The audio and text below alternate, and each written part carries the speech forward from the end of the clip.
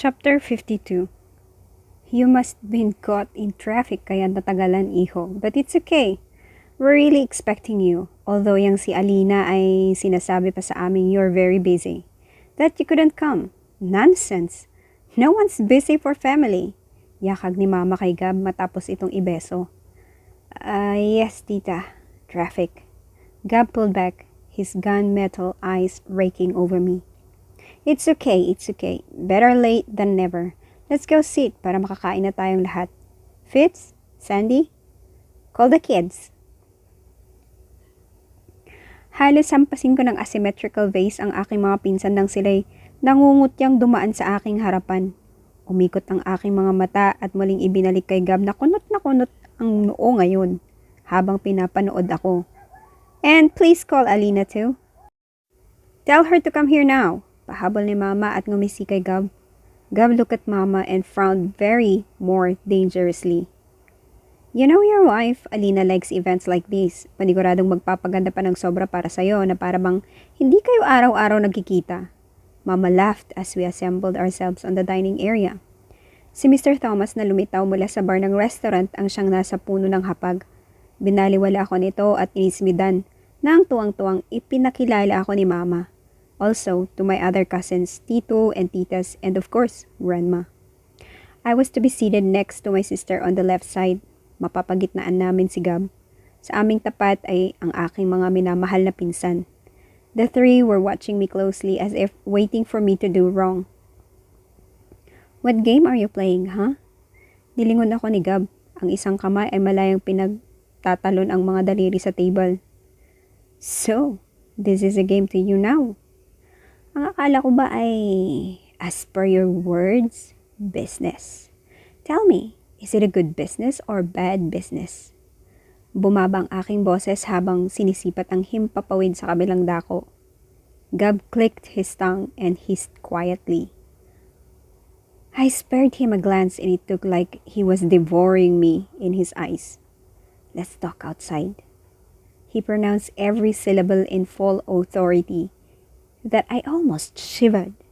Nilingon ko si Mama nang sinali niya ako sa kanilang usapan ni na Tito Jess. Her husband, however, became silent and face grim. Sumagot naman ako kahit papaano at inayos ang aking maxi dress pagkatapos. The restaurant was very modern and stiff. Yes, this was a restaurant from a 5-star hotel and aims to fulfill its expectations. But for me, it didn't feel homey.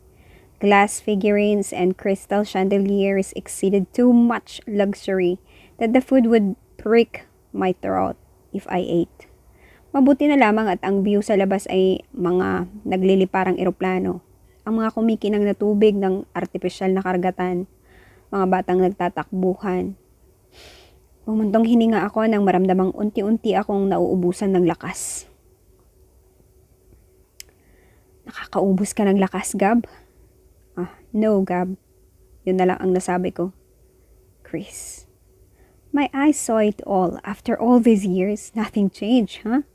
I have nothing to say to you. Bahagya ko itong nilingon upang makita lamang ang matinding emosyon sa kanyang mga mata. At mukhang hindi nahuhupa pa. Ako ang magsasalita. Mali ka na naman ang iniisip, Chris. This isn't what you think it is. Let's go outside so we can talk properly. Nanggigigil niyang saad, I don't want to. But there's one thing. Napanguso ako at tiningala si Gab. Taas baba ang kanyang malapad na dibdib habang inaabangan ang aking hiling. What is it? Tell me. Burn in hell right now. Bulong ko nang dungawin ang kanyang leeg. Pumikit ng mariin si Gab na tila ba timping-timpi na. I winked at Fitz across the table who was hanging his mouth agap. Sa eksaktong segundong yon ay pumasok sa eksena ang aking kapatid. Maligalig na tumayo si Mama para salubungin si Alina na ngayon nakadilaw na maxi dress. I squinted my eyes at the beachwear to really see if our dress were alike. Napatikhim si Reds nang naipakitang wala ring tabing ng saplot ang likod ni Alina. It's a maxi dress like mine, with only a crisscross back like mine. Oh, fuck me. Nobody could seem to tell since I was already sitting down. However, it started an inner turmoil in me. Lalo pa ng mandatory, I didn't know na tumayo si Gab para saluhin naman ang pagsalubong ni Alina. My eyes burned when his large hand touched a portion of her bare back to guide her here. Everybody was complimenting how the dress looked good on her, how it was better than the conservative one earlier, how perfect the couple was. Nilingon ko si Gab. Matindi ang pag-aabang sa kanyang mga mata, like a predator waiting for its prey to run, like I was gonna collapse anytime soon. Naghila ito ng upuan para kay Alina, ngunit ang kanyang mga mata, puno ng galit at banyagang mga emosyon, ay nakadirektang lahat sa akin. Oh, hi, Chris. Alina beamed at me once she was seated. Her whole face was flushed and she sported a full-blown smile. Dumako ang kanyang mga mata sa aking damit. Nawala ang kanyang ngiti at nanumbalik muli. Mas makintab at mas masaya naman. Where did you buy that dress? I bought mine last week here in Manila. I think we actually have the same dress. Palakpak niya sa tuwa. Oh, really honey, what a coincidence. The dresses look good on you both. Sisters and best friends? Segunda naman ni Mama. Pinuri kami ng iba pang mga Thomases dahil sa pangunguna ni Mama. Si Alina ang may pinakamaraming nakuha, ngunit pakiramdam ko ay nawawalan ng kulay ang aking mukha. Para akong kinikilabutan. Para akong ginagapangan ng ahas sa aking balat. Hindi pa niya ito nakita kanina? Didn't she made me twirl and admire my dress earlier? Nilingon ko si Gab na mukhang nakatingin kay Alina. Hindi umaaliwalas ang kanyang mukha, still fuming mad, and looking all too authoritative. I happened to squint my eyes and watch more closely that he wasn't looking at my sister, but to me. Only to me still. Hindi ko napansin ha, Chris. I hope you don't mind. The dress looks too beautiful not to wear, and I don't mind if you ask me. Parang ang gandang parehas tayo. Kumapit si Alina sa akin habang patingin-tingin kay Gab. Suddenly, her breathing changed. Bahagya itong nilingon ni Gab. Ang mga matay nanlalamig. In just a snap, she was already acting prim and proper. Then, lunch started. Gab, dear. Evangel Thomas spoke in elegance. Napatingin ang lahat sa kanya na nasa kabilang kabisera. How's married life with my granddaughter? Is she making a good wife? Si Gab na kanina pa nananahimik ay itinuon ang atensyon sa matanda. Samantala, kay Alina, ako nakatingin at sa kanyang reaksyon. Your granddaughter is a fine woman, madam. Napainom kaagad ng red wine si Alina. Nasamid din ito, ngunit matalino niya itong naitago sa iba. Bakas ang pagkabalisa sa kanyang mukha. Napainom na rin ako, ngunit champagne. A very fine woman indeed, pero hindi yun ang tinatanong ko. I ask you what type of wife Alina is, not what type of woman. Ikaw talaga, iho. Halakhak ni Grandma na sinigundahan ng aking mga tito at tita. I sip some more.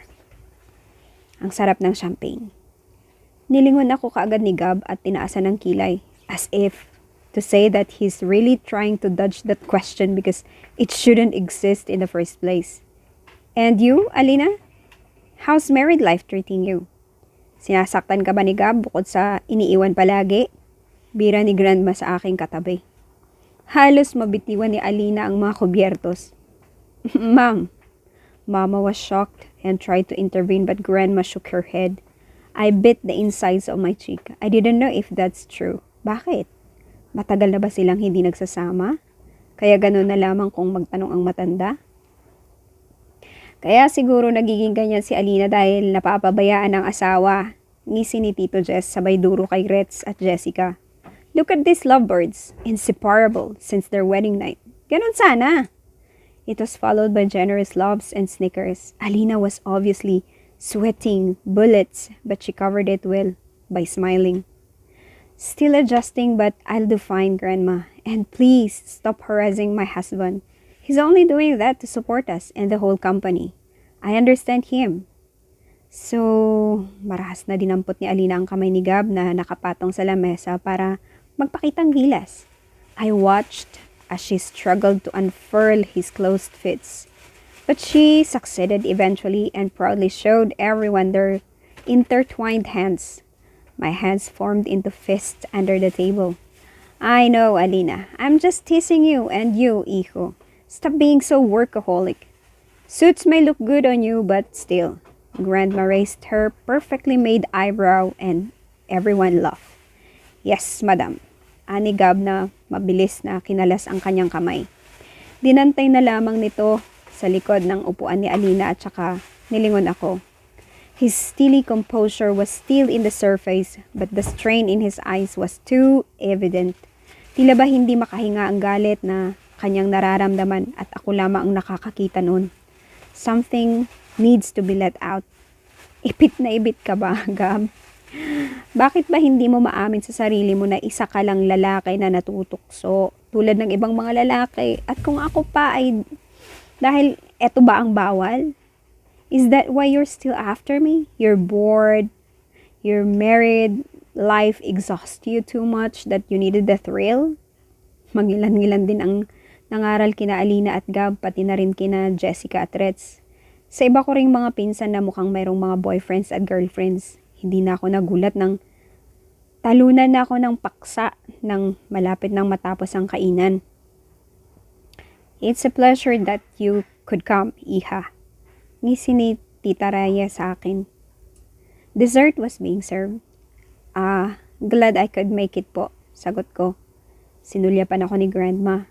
Siya ang agila dito sa lupa sa kanyang matutulis na tingin sa aking mga alahas hanggang sa gatuldok na ipinagbago ng aking buhok ay nakatingin ito. Her eyes shamed me. Oh my, anong ginawa sa'yo ni Governor Christina? You left looking like a soaked duck and 3 years after, I'm seeing your face in the billboards. Aha! Nagtawanan ang aking mga kamag-anak. Even Alina laughed. Hindi lang ginto ang isinahod sa akin ni Papa, kaya ganito ang nangyari. All thanks to him though. Peke akong umiti.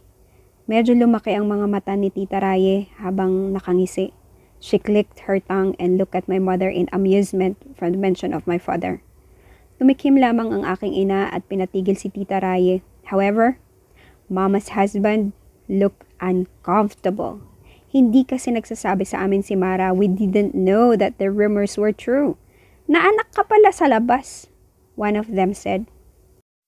Yes, wala na po akong magagawa doon, but here I am. Tango ko. Bahagyang napapatingin kay Gab na binubulungan na ngayon ni Alina. I couldn't look away. It feels as if a once-in-a-lifetime moment was happening before my eyes. To see it on my own, as if Gab felt he was being watched. Umahon kaagad ang kanyang mukha at sinipat ako. He immediately pulled back and sat up straight. He licked his lower lip while looking at me. His head motioning us to go outside pero umiling ako. So, your father is the billionaire Governor Nicklaus Canaveri? Yung kamag-anakan din ng mga Arellano at Veramontes? The surnames were pretty popular in the South. We're humble about it, but yes, I'm his only daughter and heiress to all of his fortune. I sipped on my drink. Tingin niya'y sumama lamang siya sa papa niya, may pagmamalaki na siya. A gold digger is a gold digger everywhere it goes. Tikim ni Sandy. Umiling sa kanya kaagad si Alina na siyang nginitian lamang ng walang hiya. Sandy stared squarely at me. Inirapan ko ito. Nahuli ko na namang nakatingin si Gab sa akin. He's really pleading for us to go outside. After 3 years ngayon ka lang bibisita. It's Grandma. Bumalik muli ang atensyon ko sa hapag. Pumito ang hugis arakong mga labi ni Fitz. Nagtawanan sila. Nina Jessica. Did I even get invited? I wanted to retort back but I held my tongue. Baka sabuyan ako ng red wine ni Grandma. I'm busy for 3 years. So I just shrugged. Tumango-tango ang matanda ngunit tinuro si Gab. Hindi pa yun napapansin ni Gab dahil nakatingin siya sa akin. Siniko lamang siya ni Alina. Everybody's busy these days. Chris is busy and you're busy. Tell me, hindi ba kayo nagkakakitaan because you both are busy? Biro ng matanda. I didn't want to speak first. Neither did Gab. He's waiting for me to say something though. Too patient and waiting. Si Alina naman ay parang namamatay ang ngiti. Speaking of busy, where's Serena? Hindi ba't kasama si Joshua? Where are they now? Ani Tito Jess, kaya naman nagsipulasan ang aking kaba. It seems like everybody was passionate about that woman. They all opted to find her and the kid. Nakahinga akong maluwag. Lunch was done. Everyone else scattered around the resort and mainly seniors stayed on the restaurant. Are you sure that you're going to leave already? Hindi ba't kadarating mo lang ay aalis ka na naman? I heard Mama's disappointed voice as I was walking away. Yes, tita, I'm very sorry but I need to leave. May kailangan akong ayusin ng madalian. Gab's husky voice didn't even sound apologetic. Hindi ba po pwedeng i-postpone mo muna yan? Do you really need to leave? Baka naman pwedeng sa ibang araw mo na lang gawin. Alina, talk to your husband. Mama, that's not possible. He already adjusted his schedule so he could join us for today. Humihingi po ako ng paumanhin. Madam, tita, Alina, but I need to go. Madam, thank you for having me. Alina, try to reason out with him, please. Si Mama. I looked back at one last time. Alina was leaning on Gab's chest as if wanting to make him stay too. Their hands were intertwined and resting on her hip. Very much intimate. Napayukom ako ng kamao habang unti-unting nararamdaman ang pagtaas ng alta presyon. Everything faded little by little. Somehow, Gab's grim and deep voice stayed on my chest for a while. Miminsan na lamang itong magsalita sa hapag ngunit ang kanya pa ang pinaka-aking inaalala. Hanggang makarating akong sweet ay umuulit yun sa utak ko.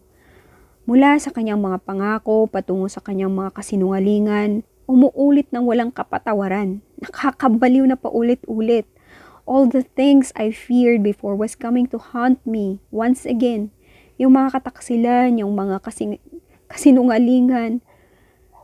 Matagal naman na siyang kasal pero bakit ayaw pa niyang aminin sa sarili niya na mayroon siyang responsibilidad na babae at siya'y nakatali na? Bakit ba pinipilit niya pa rin ang sarili niya? Bakit ba hindi niya matanggap na kahit anong gawin niya, kahit anong lakas ng kapangyarihan niya ay hindi kami po pwede? I defended him once more, not just to my beloved papa, but to myself. I forced myself to eat everything that he said and it made me so sick that I needed to puke. I defended the sword that was killing me. Again. At sa ikalawang pagkakataong ito, ang mas masakit ay hindi si Gab ang mismong pumatay sa akin kung hindi ang sarili kong paniniwala sa kanya. My faith. My undying faith for a man who ruled of lies and deceit. Chris, there you are. We've been looking everywhere for you. Alang boses sa aking likuran. The corner of my eyes was already stinging so much when I turned around. Nakita ko ang aking mga pinsan, Sandy at Fitz na may hawak-hawak na telepono. Their faces turned maniacally. This is you, isn't it? Hindi ka lang gold digger, malandi ka pa. Malandi! Sandy came closer and showed a picture of me and Gab on a familiar parking lot. Isinakay ako ni Gab sa kotse habang buhat ako.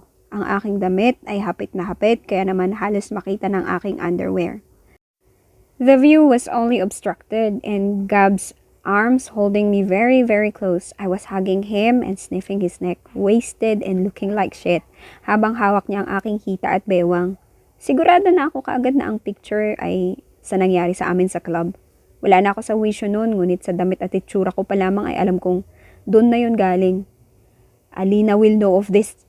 Traitor, ahas, malandi. What a disgrace you are to our family. Ani Sandy. You're just like your mother. Kung anong puno, yun din ang bunga. Let's see where you'll end up. This time, once Grandma knows of this. You're a filthy woman. Napaawang ang aking bibig habang unti-unting nawawalan ng kulay ang aking mukha. Ang kaninang nararamdamang alta presyon ay bumababa hanggang sa ramdam ko na ang pagbagal ng tibok ng aking puso. They may have gotten that picture on the internet or Facebook. My breathing changed. I looked at the picture one more time before spotting my cousin Jessica charging towards me. Ang asawa niyang si Reds ay nanghahabol. You bitch! You dirty bitch! Slut! Pinatulan mo pati ang asawa ni Alina.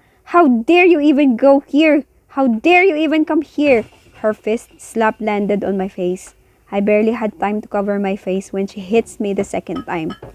Jessica, tama na yan. Calm down. Pigil ni Rex. I cowered beside the wall, all the while turning very cold. Tanging iniisip ko ay yung mga susunod na senaryo. What would my dear sister think of me? Was it my fault? Bitiwan mo ako, Rex. This is Alina we're talking about. Ang kapal na mukha mong magpunta rito. She's fucking him behind Alina's back.